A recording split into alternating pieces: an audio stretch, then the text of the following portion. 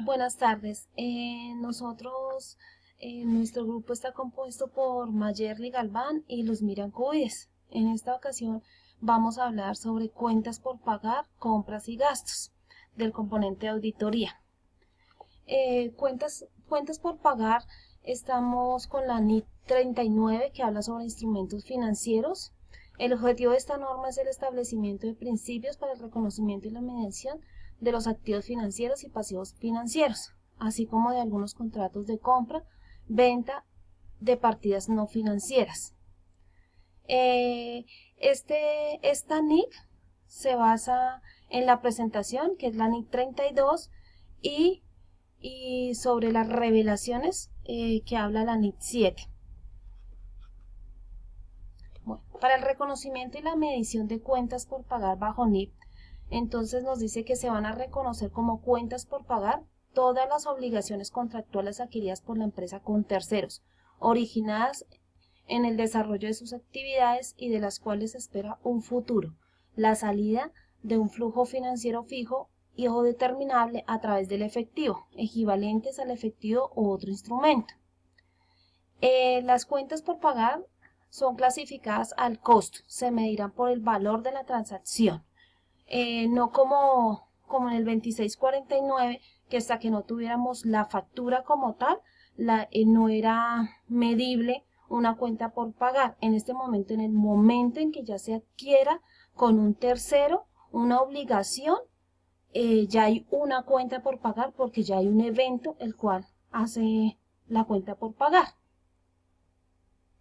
Bueno, en las cuentas por pagar, en este componente tenemos los objetivos de las pruebas de cumplimiento, que son si se pueden registrar las cuentas por pagar sin haberse recibido la mercancía o servicios. En la NIC nos habla de que debemos registrar la cuenta por pagar, pero siempre y cuando teniendo en cuenta que exista el hecho como tal. El segundo punto es si se pueden originar pasivos sin ser registrados. Según NIC, pues sí se pueden originar los pasivos, pero todos tienen que ser registrados contablemente, pues ya por normas tributarias. Si se pueden realizar pagos sin estar debidamente documentados, si se pueden adquirir mercancías o servicios sin la debida autorización, si pueden malversarse los fondos de caja menor y si pueden adquirirse activos fijos o disponer de ellos sin la debida autorización. Si los cargos hechos a una cuenta equivocada pueden pasar inadvertidos. Y ya vienen los objetivos de las pruebas sustantivas. Entonces aquí se basa si todos los pasivos son importantes, existentes o incurridos a la fecha del balance están totalmente de acuerdo registrados con su importe correcto. Las bases sobre las cuales están mostradas las cuentas por pagar si son uniformes en relación con el periodo anterior. O sea, si las cuentas por pagar vienen con un saldo anterior y son uniformes con las que nosotros vamos a pagar en el periodo siguiente. Si todos los saldos muestran las cuentas y documentos por pagar, corresponden efectivamente a las obligaciones pendientes por cumplir. Que todos los saldos que existan en las cuentas por pagar sean efectivamente lo que la empresa debe. No cuentas que no existen, pues. La correcta clasificación según su naturaleza y documentación, cuantía, fecha o época de vencimiento. Todos los aspectos importantes de los contratos de adquisición y la compra. En estos entramos a cómo son los contratos de obra, cómo son las facturas de inventarios, las facturas de proveedores. Entramos a ver eso. Bueno, aquí vamos a hablar específicamente del segundo punto de los objetivos de las pruebas sustantivas. Entonces, aquí dice que las bases sobre las cuales están mostradas las cuentas por pagar y si son uniformes con relación en el periodo anterior.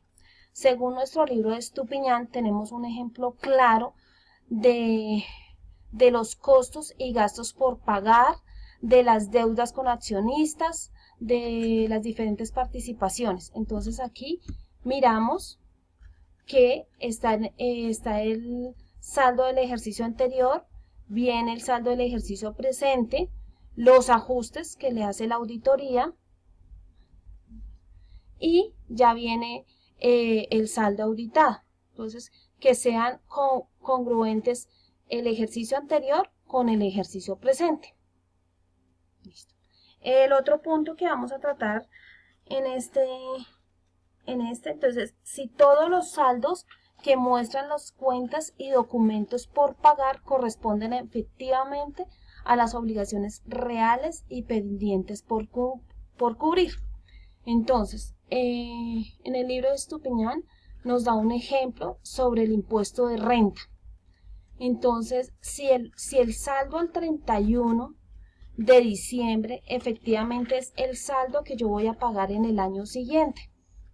Entonces, aquí se le aplicó una prueba de inspección y de confirmación y una prueba de cálculo, donde el auditor va a hacer su propio cálculo sobre la renta y si efectivamente esta fue calculada de acuerdo a los, si se calculó bien. Listo. El otro punto donde vamos a enfocarnos también es sobre la correcta clasificación según su naturaleza, documentación, cuantía, fecha o época de vencimiento. En este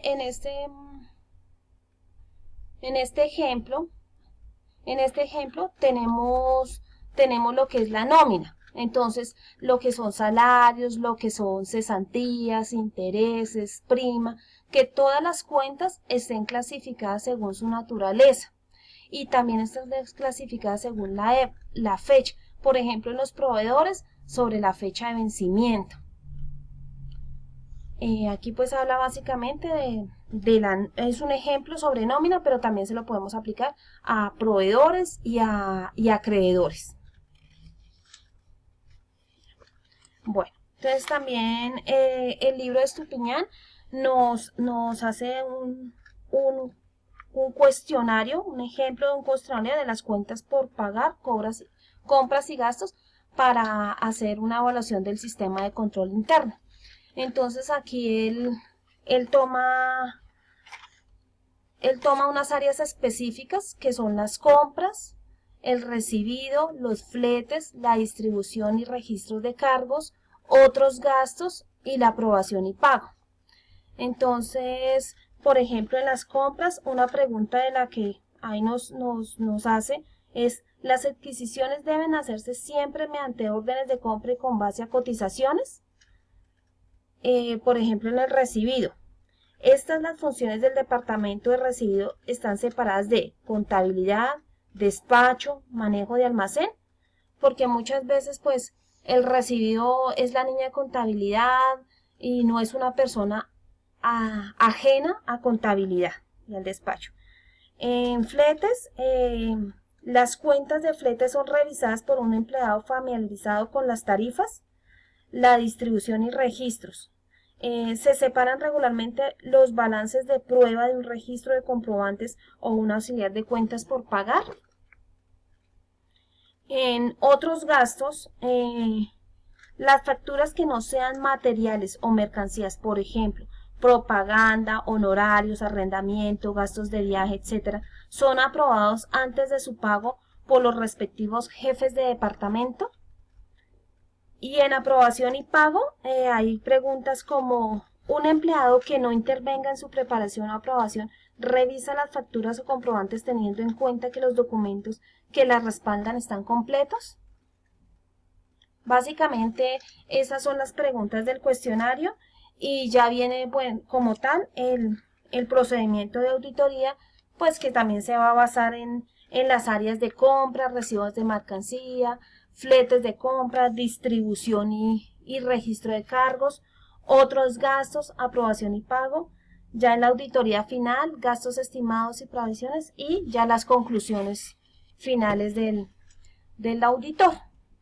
Entonces, pues básicamente esto es que trata el componente de cuentas por pagar, compras y gastos. En cuanto al 2649 y las normas NIF, pues este este rubro pues no ha cambiado mucho, más o menos es similar, y pues hablamos de cómo es la revelación y cómo se mide este componente. Muchísimas gracias.